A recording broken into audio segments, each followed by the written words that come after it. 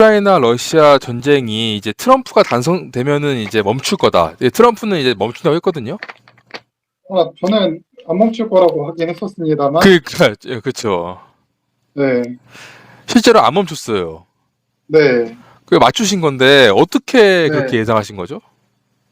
제가 예측을 한 거는, 음, 러시아가 전쟁을 하면서 처음에는 이쪽도 소련 때 생산된 무기들이 많잖아요. 네, 그거를 좀 업그레이드한 그런 최신 버전의 무기들에 가까운 것들을 이용해서 우크라이나를 공격을 했는데, 네, 일단, 러시아가 이제 최신적인 무기들이 이제 처음에는 보급 관련된 실수라던가 여러 이슈들 때문에 많이 버려지고 우크라이나 군에 납포되고 막 이러면서 네, 이제 러시아가 포기를 하나라는 생각을 저는 했었어요. 네, 20년대에.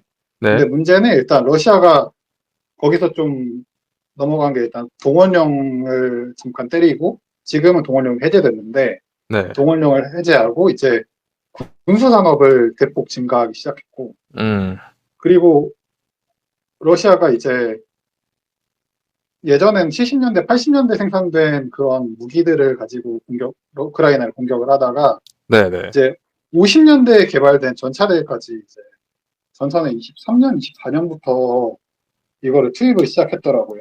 예, 그러기 예, 위해서는 이제 그거를 바로 쓸 수는 없으니까 군수 산업이나 이런 걸 펌핑을 시켰는데 네, 이게 한 400, 지금 기준으로 한 450만에서 한 500만 정도의 군수 산업 종사자가 러시아에 존재해요. 네. 러시아 입장에서는 이제 전쟁이 끝나게 되면 그 사람들의 절반 이상은 이제 실업자가 되는 거죠. 한 그러니까 300만 정도는. 전쟁을 해야 본인들의 무기나 이런 이제 일 같은 거를 군수 산업을 계속해서 이행할 수 있으니까 러시아는 끝낼 생각이 없을 거다. 네, 예, 그렇기 때문에 그것 때문에 이제 트럼프가 계속 멈춰 이제 하는데도 끝까지 안 멈추고. 네. 그래서 트럼프의 48시간이 지금, 어, 8개월쯤 되지 않았습니까? 네, 네, 그 이유가 사실은 러시아가 지금 군수산업이 붕괴를 하게 되면 음, 이제 서비스업부터 건설업, 뭐 이런, 그리고 철강, 뭐 이런 그 수많은 업종에서 엄청난 타격을 입을 수밖에 없어요. 네, 일단 돈이 안 들어가기 때문에. 네, 일단 경제적으로 엄청나게 큰 손실을 봐야 되는데 이게 뭐 소련 붕괴 때보다 조금 더 낫긴 하겠지만 음, 진짜 심각한 문제가 생기거든요, 러시아는. 음, 그것 때문에 저는 물론 이게 푸틴이 좀 자신의 목숨을 좀 버릴 각오를 한다면 네, 전쟁이 멈출 수 있다라고 보지만 저는 푸틴이 그러진 않을 거라고 봤기 때문에 일단 네. 전쟁이 멈추지 않을 거라고 예상을 했었습니다.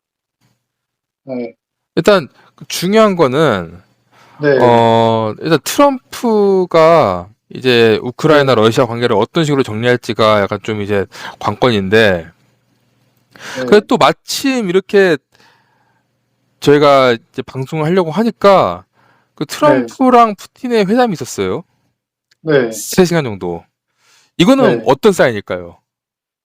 근데 사실 어차피 그 전부터 계속 통화를 했고, 통화는 원래는 그렇게 했고. 네, 통화는 계속 돼 있고, 음, 우리도 관세 협정할 때 네, 계속 실무진들끼리는 계속 주고받았을 거란 말이에요. 네네. 그런 것처럼 이미 실무진들끼리의 대화는 주고받았는데, 음, 이거를 어떻게 얘기하느냐, 음, 어떻게 사람들을 안심을 시키느냐, 네. 뭐 이게 자국 경제나 이런 거에 관련이 돼 있으니까, 이게 음, 더 크지 않았을까라고 생각을 하고 있고요. 그러니까 지금 당장에 푸틴은 그냥 통화만 하는 거고, 네, 그냥 뭐 특히 의미 없다. 네, 의미 없죠. 아, 그래서 지금 이제 또 문제가 네, 젤렌스키인데, 네, 지금 이제 반 젤렌스키 시위가 또 일어났어요, 우크라이나에서. 네, 이제 젤렌스키 물러나라. 약간 이런 이 시위가 일어나면서, 어쨌든 네. 푸틴 입장에서는 그게 나쁠 거 없으니까 약간 공격도 좀 멈추고, 근데 굉장히, 그 예, 그런 느낌이 제가 나는데, 말을 끊어서 죄송한데, 네, 일단은 그, 그래서 젤렌스키가 뭐 네, 이렇게 사실 정치라는 게 어느 음, 나라나 그렇지만 사실 이게 부정부패라던가 막 이런 게 있잖아요. 우크라이나도 그, 당연히 그렇고. 그쵸. 근데 이게 젤렌스키가 한테 물러나라 막 이런 게 부정부패에 관련된 이제 수사팀 같은 거를 자율권을 좀 제한하게 하려고 했었어요, 젤렌스키가. 음, 그 전에는 좀 자율적으로 하게 했었는데, 근데 문제는 일단 젤렌스키가 물러나게 되면은 네. 잡을 거라고 예측을 하는 사람이 잘루진이라고 우크라이나 전 총사령관인데, 네네네. 이 사람은 오히려 젤렌스키보다 좀 더 그 러시아에 강경할 가능성이 높아요. 음, 일단 어쨌든 간에 자기가 전쟁 영웅이고, 아, 일단은 잘루이지를 얘기하기 전에 일단 네, 젤렌스키가 스스로 내려올 가능성이 있는 거예요? 그 전에? 가능성은 없다라고 봐야죠. 그럼 잘루이지 얘기를 할 이유가 없잖아요. 근데 그렇게 시위를 한다고 하더라도 해서 지금 네. 일단은 젤렌스키가 내려가진 않았지만 네. 원래 그걸 하려고 했던 이제 군사 관련된 부정부패나 이런 것들을 얘가 좀 덮으려고 했었어요. 네. 근데 이거를 지금 다 취소를 하고 일단 음. 원래 계획했던 대로 다 가기로 한 발 물러났고. 그러니까 아, 이번 시위가 네. 젤렌스키한테 영향이 있긴 해요? 있긴 하죠. 근데 이게 네. 전쟁을 멈출 수 있는 시위다라고는 볼 수는 없죠. 아, 저 전쟁에까지는 영향이 없고, 그러니까 네. 젤렌스키 개인적으로 약간 좀 흔들리는. 그러니까 제가 네. 드리고 싶은 말씀은 그거예요. 어쨌든 젤렌스키나 푸틴이나 둘 중에 한 명이 멈춰야 끝나는 전쟁 아닙니까? 근데 그, 젤렌스키가 멈춘다고 끝나는 전쟁은 아니고, 아, 잘루이지가 네. 이어서 또 할 거니까. 아니, 푸틴이 멈춰야죠, 이거. 아, 우크라이나가 멈춘다고 할 수 있는 것도 아니고, 우크라이나 같은 경우에 사실 미국이란 음, 이유가 아예 지원을 끊어버리면은 네. 아무리 항전 의지가 있다고 하더라도 뭘 할 수 있는 게 없는 나라입니다. 그러니까 지금 우리나라 뉴스에서는 지금 네. 유럽 국가들도 그리고 애초에 지원을 했던 바이든 같은 경우에는 뭐 처음에는 다 지원해주겠다 우리가 할 수 다 하겠다 하다가 이제 임기 말 가면서 이제 할 수 있는 만큼 하겠다 말 바꾸고 나토 가입시켜준다 해놓고 안 시켜주고 약간 우크라이나 입장에서는 계속해서 조건이 안 좋아지면서 전쟁을 이어가기 힘든 상태거든요. 이거 트럼프는 지금 근데 전쟁 그만하라고 하라고 하고 있고. 이제 트럼프가 또 말을 바꿨어요. 네. 우린 이제 우크라이나랑 계속 끝까지 함께 하겠다라고 음. 얘기를 하고, 그리고 이제 그 나토 가입 같은 경우에는 네. 일단 교전 중인 국가는 나토에 가입을 할 수가 없어요. 네. 이유도 그렇고. 네. 그러니까 원래 나토를 가입을 하게 해준다 이런 거는 절차를 좀 간소화 시켜가지고 뭐 전쟁이 음. 끝나면은 한다 이런 거를 얘기를 하면서 이제 뭐 국제적으로 얘기를 하고 우리가 할 만큼 한다라는 걸 보여주기 위한 거고, 사실 음. 나토에 그 전쟁 중인 국가를 가입시키면은 나토 조항 때문에 이제 바로 개입을 해야 되는데 말이 안 되잖아요. 음. 전쟁이 멈추지 않으면. 그러니까 어쨌든 그것도 안 되니까 네, 아무것도 안 되는. 그러니까 근데 젤렌스키는 계속해서 나토에 가입하고 싶다고 얘기해 왔으니까 그거를 네. 바란 것도 근데 있는데 어쨌든 안 됐으니까. 블러핑이라고 봐야죠, 서로. 서로 이제 얘기를 하면서, 강하게 얘기를 하면서, 그러니까 제가 여쭤보는 그, 거는 네, 우크라이나가 이제 전쟁을 지속할 수 없는 상황까지 궁지에 몰린. 그러니까 트럼프가 어제 말은 네. 이제 우크라이나랑 함께 하겠다 했는데 그래봤자 지금 트럼프가 한다고 내민 이제 제안이 러시아 관세 때리겠다 이거 아닙니까? 그것도 있는데, 음. 일단은 거기서 지금 광물협정이라고 혹시 아시나요? 얼마 그러니까 전에 트럼프가, 광물열전도 말씀하셨는데 네, 그걸로 되나요? 광물협정이 엄청나게 중요한 협정이에요. 네, 이게. 어떻게 해요? 그러니까 광물협정이 우크라이나인 히토류를 미국이 결과론적으로 보면은 음. 미국이 우크라이나인 히토류를 엄청나게 삥뜯겠다라는 거잖아요. 네. 까놓고 얘기하면. 네. 근데 삥뜯기 위해서는 좀 많은 게 필요해요. 일단은 우크라이나가 지금 전쟁 중이기 때문에 일단 거기 히토류를 생산을 하려면은 전기가 엄청나게 필요로 하는데 일단 지금 가동 중단된 원자력이나 화력발전소들 정상화 시켜야 되고 그러니까 우크 전력망 다시 유치해야 되고. 그러니까 러시아는 우크라이나의 네, 히토를 이제 생산하는 거를 조건으로 내 걸어가지고, 아니, 그러니까 트럼프요. 우크라이나가 트럼프한테 이제 히토류 네, 생산하는 거를 이제 거래를 한다. 네. 근데 반대로 그냥 젤렌스키를 중간에 버리고 러시아가 그냥 채가가지고, 어, 그렇게도 갈 수도 있지 그러기에, 않나요? 그러기에는 일단은 러시아가 음, 이제 우크라이나를 점령을 한다고 하더라도 네. 사실 러시아가 그 전에 우크라이나에 해했던 행동들이 악행들이 좀 있었기 때문에 우크라이나 일단은 국민들은 절대 반대한다. 그러니까 일단은 음, 러시아가 그 땅을 유지하기 위한 군사력이나 음. 정찰력, 행정력을 지금 러시아 예산으로는 감당을 할 수가 없어요. 아, 일단은 뭐, 지금 뺏은 땅만으로도 좀 관리가 약간 좀 안 되는 상태인 거죠. 지금 뺏은 땅도 이제 지금이야 뭐 전쟁 중이니까 음, 군정으로 관리를 한다고는 하지만 이제 네, 종전이 들어가게 되면은 네, 이제 일반 군인들도 많이 배치를 하겠지만 지금 정도의 수준으로 배치를 안 할 거 아니에요. 음, 근데 이게 우크라이나의 지금 지도를 보게 되면은 혹시 네, 제가 그 보여드렸던 지도 혹시 보셨나요? 네네네, 우크라이나 지도요. 그거를 보면은 네, 지금 25년 현재 보면은 러시아가 점령한 땅이 또 많긴 한데 또 우크라이나 입장에서는 엄청나게 많은 건 아닌데 일단 러시아 음, 지배하기엔 진짜 엄청나게 넓은 영토예요.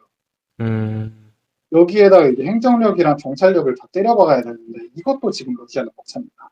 아. 전쟁 끝나면. 지금이야 전쟁 중이니까 어쩔 수 없다라고 할 수는 있지만. 어쨌든 푸틴 입장에서는 좀 우크라이나를 다 먹을 수도 없는 상황인 거네요, 지금. 그릇이 안 되네, 지금. 그렇죠. 아. 네. 많이 쪼들리죠, 러시아.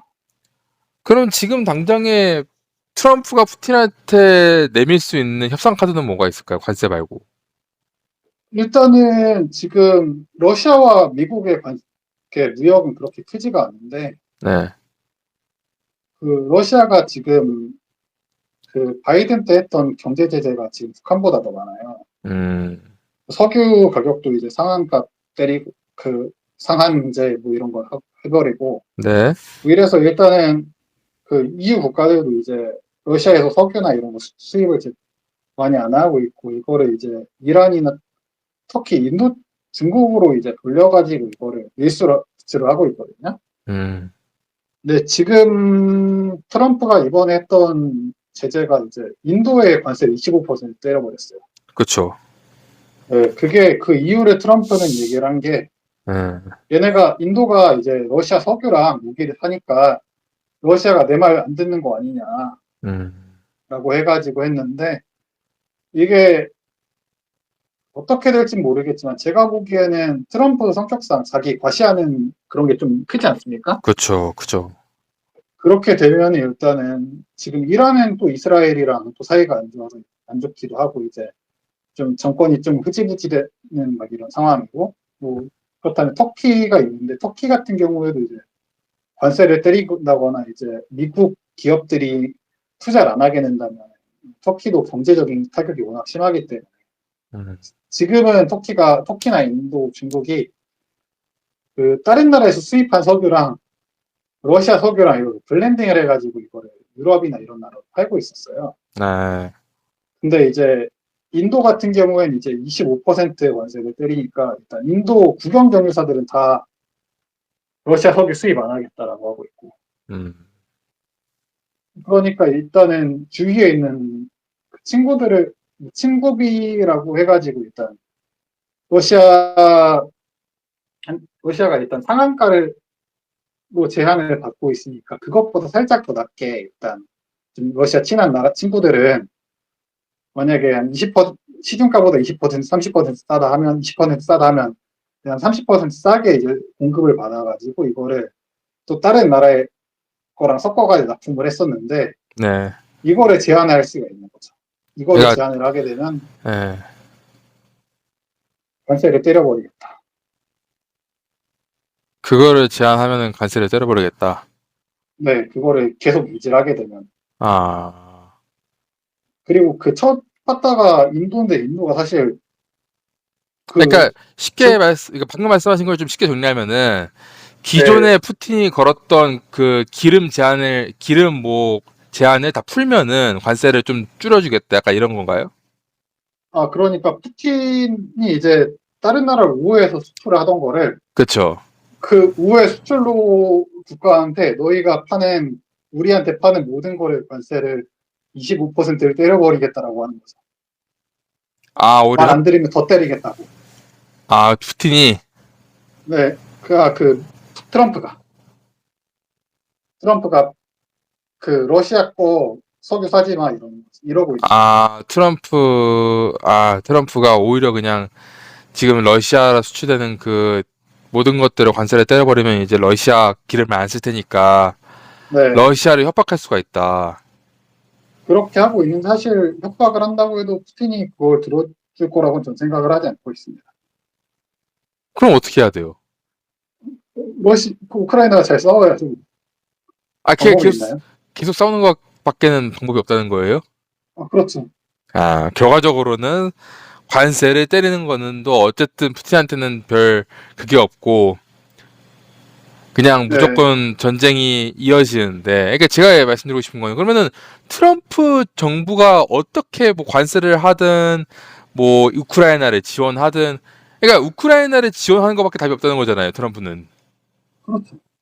아, 러시아 입장에선 사실 뭐 우리가 다들 뭐 생각을 하는 게 일단 네, 정상적인 나라들을 가지고 일단 나라가 경제가 어려워지면 대통령이 좀 알아서 잘하지 않을까라고 생각을 하지만 네, 사실 그 많은 독재 국가들을 봤을 때 네. 전혀 그렇지가 않잖아요. 사실 중요한 거는 독재자의 주머니가 중요하지 국민들이 중요한 건 아니잖아요. 그런 구조가 되긴 하죠, 보통. 근데 러시아도 똑같은 거죠. 음. 일단 전쟁을 계속하면 그만큼 반대파를 다 때려 죽일 수 있으니까 그렇게 되죠.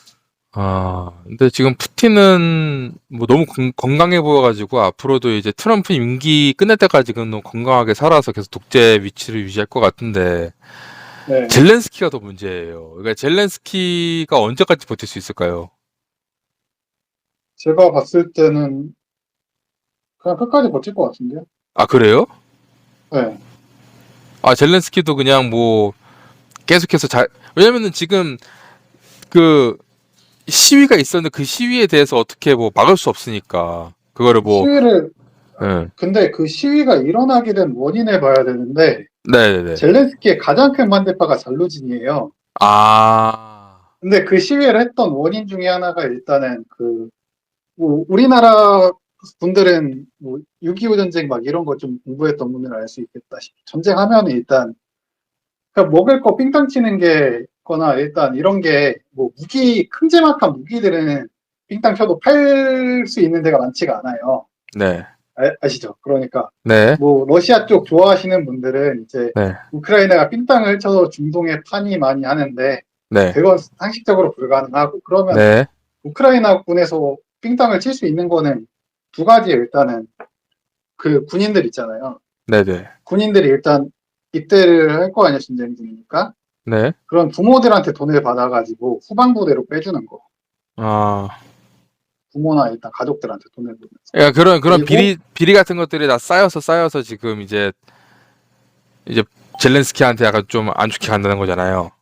근데 문제는 이거를 젤렌스키가 일단은 이거를 무마시키려고 한 게 음, 이게 가장 이거랑 관련돼 있는 게 젤렌스키의 가장 큰 반대파인 잘루지니 파벌이어서 네.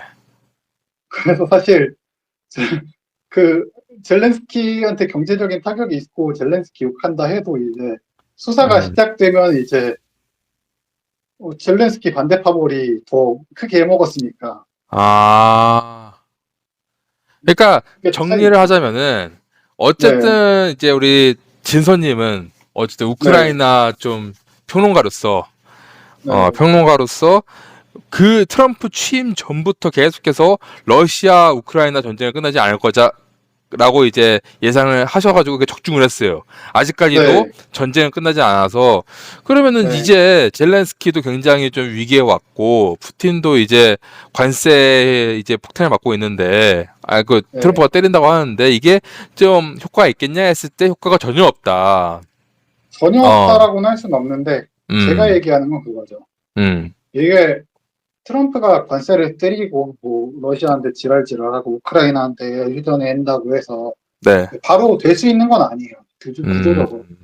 근데 제가 얘기하는 거는 네, 쌓이고 쌓여서 일단 러시아한테 타격이 계속 가게 되면은 그냥 음, 지금 러시아 같은 경우에는 네, 지금 예전엔 처음에는 일단 전차, 장갑차 이런 게 파괴되는 게 더 많았는데 네, 지금은 그 상용 자동차들 있잖아요. 네, 그런 것들이 파괴되는 대수가 훨씬 더 많아요. 지금 오신트들이나 뭐 이런 전쟁 관련된 걸 중계를 해주는 그 러시아나 우크라이나나 서로 야 우리가 이만큼 파괴했어 막 이러면서 사진 찍어서 인증하고 막 그러고 있거든요. 네, 네, 네, 전쟁 초부터 네, 그걸 인증하는 걸로 봤을 때는 일단은 우크라이나군이 파괴하는 대수는 대부분 이제 전차나 장갑차보다 상용 자동차 막 이런 게 더 많아졌고 네, 그리고 러시아 같은 경우는 지금 T-54라고 해가지고 1950년대 초 이때 개발된 탱크들이 40년대 말 50년대 초 이때 배치되기 시작한 전차들이 이제 많이 파괴되고 있거든요. 네, 네, 최신 전차들보다. 이게 오래됐다 보니까 이제 소련 때 만들어진 거를 어디 야적장 같은 데 방치를 했다가 이제 부품들 뜯어 고치고 이제 부품들끼리 장차에서 이제 부품들을 동류 전환이라고 해가지고 엔진 어떤 전차에선 엔진 떼고 어떤 전차에선 포 떼고 막 이래가지고 짜집게 해가지고 전선에 배치를 하고 있는데 이게 부족해지는 시점이 오겠죠. 그 그리고 시점이 트럼프가 오면은 이제 러시아 쪽에서 전쟁을 멈출 수밖에 없다. 멈출 수밖에 없긴 한데 또 어떻게 갈지는 알 수는 없는데 일단은 예. 그거 말고는 해답이 없다라고 봐야죠. 아. 그러면 일단 어쨌든 저희가 예측을 맞추셨으니까 전쟁이 계속 이어진다는 거에 대해서 네, 지금의 예측도 트럼프가 러시아의 관세를 때리든 젤렌스키가 지금 입지가 국내에서 굉장히 안 좋든 간에 네. 젤렌스키는 본인의 위치를 지킬 것이고 푸틴은 트럼프의 그 협박에도 관세 협박에도 굴하지 않고 계속해서 이 전쟁을 이어나갈 것이다라고 하는 게 지금 말씀하신 거의 전부 아닌가요? 그렇죠. 그렇죠. 그거 말고는 없죠. 네, 그게 더 다잖아요. 추가를 좀 해드리고 싶은 거는 일단은 네, 그 러시아는 네, 휴전 관련된 얘기가 나오면은 음, 전체적으로 그러면 타격을 지속적으로 받을 수밖에 없는 구조긴 해요. 그리고 일단 알겠습니다. 미국 네, 같은 경우에는 그 우리나라에도 LNG 사라, 석유 사라 막 이러는 게 네, 그러면서 일단 자국 내 석유랑 이런 걸 다시 생산량을 늘릴 거 아니에요? 네, 그럼 국제 유가가 싸지면 그걸로 타격을 심하게 받는 거랑 이제 무기 고갈되는 거. 알겠습니다. 이거 어쨌든 말고는 방법이 없다. 예, 앞으로 계속해서 러시아 군수산업이나 이런 것들 약간 좀 계속해서 약소와 뭐 계속해서 좀 상황은 서로 우크라이나나 러시아나 안 좋아질 수 있는 좀 꺼리는 있지만 그래도 적어도 트럼프 임기 내에 전쟁이 끝날 일은 없다 이렇게 정리하면 될까요? 트럼프 임기 내에 끝나긴 할 것 같아요. 아, 한 그래요? 3년 제가 봤을 텐데 3년? 아, 그러니까 트럼프 임기 내에 끝나는 이유가 방금 말씀하신 그 뭐 각제 러시아의 일단 러시아의 약간 무기 고갈. 무기 고가 이런 것들이 이제 원인이 축적돼 가지고 나중에는 이제 러시아 쪽에서 끝낼 수밖에 없는 상황이 올 것이다. 네, 그렇죠. 그럼 그 트럼프 임기 내에 끝나긴 한다. 네, 그렇죠. 아, 알겠습니다. 그러면은 네, 트럼 48시간이 5년 되는 4년 되는 거죠. 어, 그래도 끝나기만 하면 트럼프 입장에서는 본인이 내세울 수 있는 거니까. 그렇긴 하죠. 예, 트럼프가 지금 자기는 전쟁을 멈추는 평화주의자 이렇게 해가지고 지금 본인 마케팅을 하고 있으니까 네. 그 러시아 우크라이나 전쟁만 딱 끝내면은 뭐 본인은 일 다 한 거겠죠. 아무튼 그래요. 좀 진서님은 트럼프인가 임기 내에 러시아 우크라이나 전쟁을 끝낼 수 있을 것이다라고 마무리할까요? 네, 그렇게 마무리해야죠. 아, 예, 알겠습니다.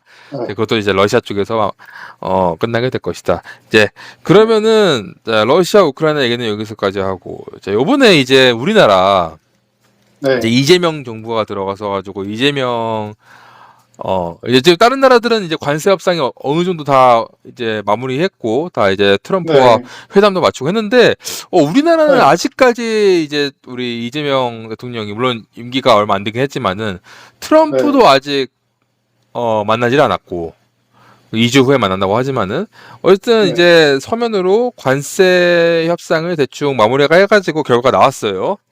네. 네. 자, 이번 이제 한미 관세 협상 어떻게 보세요? 아, 저는 우리나라 이보다 좋을 수는 없는 협상이었다라고 아, 보고 있어요. 그래요. 네, 잘 나왔다. 네, 진짜 이것보다 좋을 수는 없었다. 네, 왜 준비 기간이 그렇죠? 두 달도 안 됐어요, 사실. 아, 그렇긴 해요. 맞아요. 예. 어떤 분들이 이제 법 어기면서 이제 군대 들이밀고, 국회 군대 들이밀고, 시민들 음. 사살하려고 하고 막 이랬다라는 얘기가 있어가지고, 네. 네, 대통령 선거하고 나서 한 두 달밖에 안 됐고, 이제 사실 공무원 집단이라는 게 경직돼 있는 구조잖아요. 그렇긴 하죠.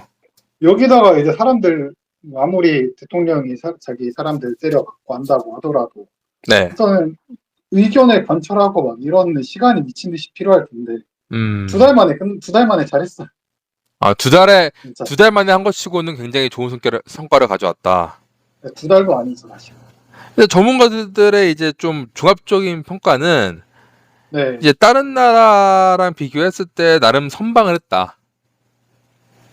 좀 아닙니다. 아쉬운 부분도 몇 고 있는데, 제가 좀 이런 여러 가지 협상 중에서 일단 관세 네, 협상은 다 비슷하게 이제 25%에서 15%로 잘 방어를 네, 했고, 어, 나머지 이제 협상들 중에서 좀 이거는 진짜 특히나 잘했다라던가, 이건 좀 네. 아쉽다라던가, 뭐가 있을까요? 아, 이거 잘했다라고 하는 거는 사실 15%를 자동차 등에서 받은 건데, 음, 안 됐다라고 하는 건 이제 철강 알루미늄에서 50% 받은 거? 철강 알루미늄. 그거는 이제 그 트럼프가 하고 싶어 하는, 너, 그, 너무 하고 싶어서 미쳐 죽겠는 막 그런 게 철강이랑 알루미늄이라서 네. 어쩔 수 없는 부분이긴 했죠. 음, 그리고 이제 대만이 이제 20%를 받았어요. 네. 인도가 25% 받고 중국은 훨씬 더 크고 일단 음, 다시 어느 정도 했다고 하면 30% 정도로 알고 있고 일본이 혹시 뉴스 보셨나요, 선생님? 네. 뉴스에서 일본이 이제 15%라고 주장을 했는데 네. 미국에서 이제 말을 바꿨는지 어떻게 됐는지 모르겠지만 원래 관세 15%를 추가하는 거라고 일단 미국에서 발표를 했어요. 일본과의 협상에서. 아, 근데 이게 지금 네, 그 트럼프 쪽에서 내는 입장이랑 다 네, 그래요. 각 나라들이 네, 우리나라도 마찬가지고 우리나라에서 낸 입장이랑 지금 트럼프가 낸 네. 입장이 달라요. 또 막 트위터에 아, 막 근데 예. 우리나라 같은 경우에는 이게 사실 음. 우리가 그 트럼프 의견이랑 다른 건 사실 그거는 소고기랑 쌀. 그렇죠. 근데 사실 쌀이랑 소고기 둘 다 미국에서 수입을 하고 있긴 하거든요. 네. 그러니까 30개월 이상이나 30개월 미만이나의 차이고 소고기는.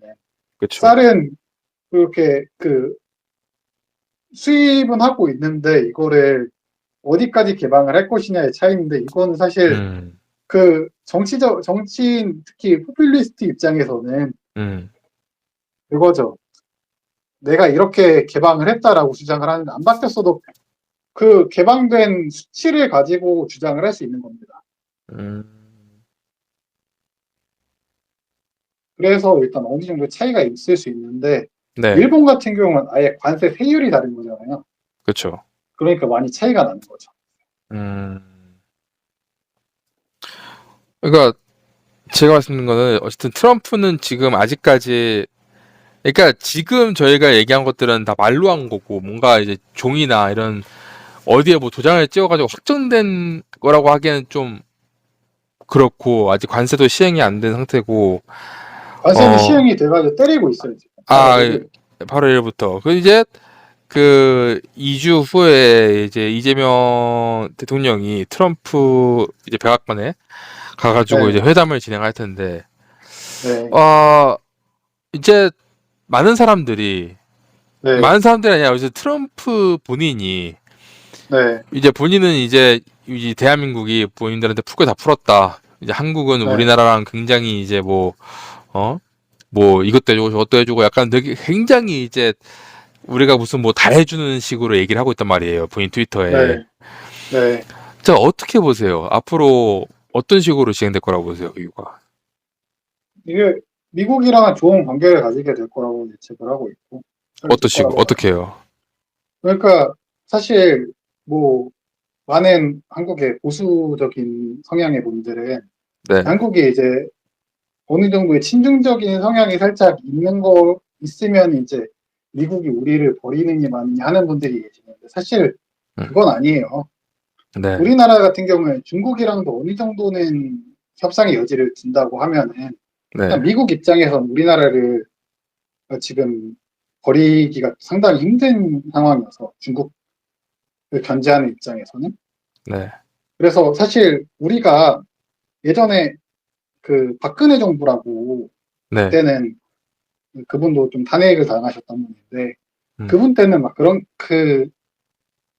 그분 때처럼 아예 친중적으로 해가지고 이제 중국에 간이고 세게고 빼줄 것처럼 해서 이제 열병식 참가하고 막 이런 미친 짓거리를 하는 음, 그런 짓거리를 하지 않는 이상은 음, 사실 중국과의 외교는 사실 미국과의 외교에 대한 레버리지라고 봐야 되거든요. 네, 네, 네, 근데 그 레버리지가 있는 이상은 미국이 우리나라를 어떻게 할 수는 없죠. 힘들죠.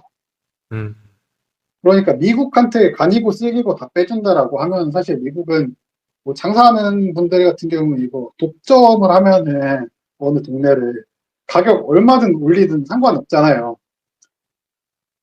근데 이게 그 경쟁을 하게 되면은 음, 일단은 할인 행사도 해야 되고 막 이러면 사실 점유율 싸움도 해야 되고 하니까 그런 네, 것처럼 일단은 예전처럼 우리가 미국한테 막 그런 식으로 한다거나 아니면 박근혜 때처럼 네, 이제 중국에 열병식 참가하고 막 이러면서 알랑만 웃기고 막 이 정도 엄청 심각하게 막 그러진 않는 이상은 음, 열병식은 진짜 엄청난 행사잖아요 사실 군사적으로도 네, 네, 네, 정치적으로도 막 네, 그런데 대통령이 직접 참가하고 막 그러지만 않으면은 음, 사실 협상의 레버리지가 생기는 거죠.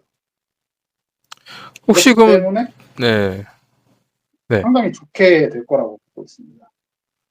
혹시 그 시진핑 이제 실각설도 있는데 그건 어떻게 보세요? 그거는 일단은 가능성이 있다라고 봐야죠 사실. 음, 근데 그게 정확하게 밝혀진 건 아닌데 사실 근데 또 어떻게 보면은 음, 군부 입장에서는 네, 그냥 자기가 직접 처음부터 잡는 것보다는 일단은 누구 꼭두각시 세우는 게 더 낫거든요. 음, 그래서 꼭두각시로 세우지 않을까 저는 그렇게 알겠습니다. 생각을 하고 있어요. 네, 오늘 일단 뭐 말한 내용 정리하면은 어쨌든 우크라이나 러시아 네, 전쟁은 계속 되다가 트럼프 임기 내에 끝날 것이고 이제 네, 관세 뭐 외교 한미 외교는 앞으로 뭐 큰 탈 없이 계속해서 좋게 좋게 진행될 것이고 네. 그 마지막으로 혹시 우리 대한민국 뭐 정치 현황이나 이런 것 좀 뭐 할시 말씀 있으실까요? 아, 근데 좀 살짝 길어질 것 같긴 한데 그럼 어떤 건지만 그냥 네, 그러니까 이제 우리나라가 일단 관세 협상을 못했다라거나 이제 일본 예전에 IMF 때 네, IMF가 아니라 FTA 때 이제 0%였는데 다른 나라는 2.5%였는데 우리는 15%랑 똑같이 15%가 됐으니까 네, 우리나라 자동차가 가격 우위를 얻지 못하는 거 아니냐라는 얘기가 있는데 네, 일단 미국에 진출한 미국 내에서 자동차를 생산하는 회사들의 가장 큰 문제는 미국 의료보험 문제 때문에 음, 일단 그 공장에서 일하는 사람이랑 그 사람들의 가족들, 퇴직자들의 의료보험료를 회사에서 내줘야 되는 그런 신기한 전통이 있어요. 네, 그래서 일단 GM 같은 경우에는 그거 차 한 대를 생산할 때 한 평균적으로 한 2,000달러 정도가 일단 직원과 퇴직자, 직원 가족들에 대한 의료비로 나가고 있고, 네. 그리고 일본 같은 경우 이게 80년대 미국에 진출했거든요. 미국에 네. 진출해서 미국 내에서 생산하고 있는데, 네. 우리나라 2000년대에 진출을 했어요. 음. 그래서 일단 우리랑 일본, 독일 회사들 같은 경우는 일단 똑같이 미국에서 생산을 하더라도 음. 퇴직자들에 대한 의료비 부담이 차이가 너무 크다. 음. 그래서 우리는 가격 경쟁력을 강하게 얻을 수밖에 없다라고 보는 게, 음. 우리는 자동화돼가지고 로봇팔이 용접하고, 다 덮인 상태에서 도장을 하고, 막 이런 체계에서 일단 공장을 2000년대 후반에 지었고, 네. 일본의 80년대 사람 제일 많을 때, 사람 제일 많이 고용하는 형태로, 음. 이렇게 공장을 짓고 그 형태로 계약을 했기 때문에 독일도 90년대 진출을 했고 네. 그래서 가격 경쟁력은 갈수록 진짜 기하급수적으로 벌어질 수밖에 없다. 미국 시장 내에서.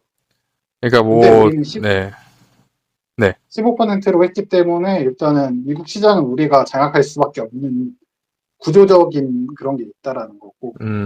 예, 그리고 우리나라 이제 반도체 사실 요즘에 좀 삼성도 많이 어렵고 막 그런 얘기가 많았잖아요. 네네네.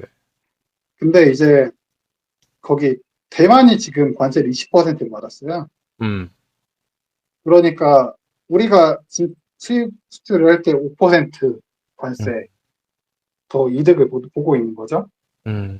그러면 미국에서 현지 회사나 뭐 현지 소비자인 그런 곳에서 네. 그런 산업체들에서 볼 때는 거의 도매상 거치고 하면은 거의 한 10% 정도 까지 차이가 날 수 있는데 이 엄청난 가격적인 우위를 점하게 됐기 때문에 반도체에서도 상당히 우리나라한테 도움이 되는 그런 상황이죠. 이거 퍼센테이지로 볼 게 아니라 그냥 뭐 구조적인 거나 이런 네, 우리 시스템적인 우리 이제 뭐 보험이든 뭐든 이제 근무 환경이나 이런 것들이 지금 대한민국에 기본적으로 미국에 진출해서 활동하기에 가장 유리한 형태이기 때문에 뭐 네, 관세 뭐 다른 나라랑 비슷한 수치로 만든다 해도 우리나라한테는 그렇게 큰 불이익은 아니다. 큰 불이익이 아니라 예. 다른 나라한테 극심한 불이익이고 아, 우리나라한테는 네, 우리나라한테는 네, 좋은 거네요, 그러면은 일단은. 네, 네, 협상은 굉장히 잘 됐다, 마무리로. 네, 네, 알겠습니다. 오늘 이렇게 같이 길게 인터뷰해서 감사합니다, 진서님. 네, 감사합니다. 네.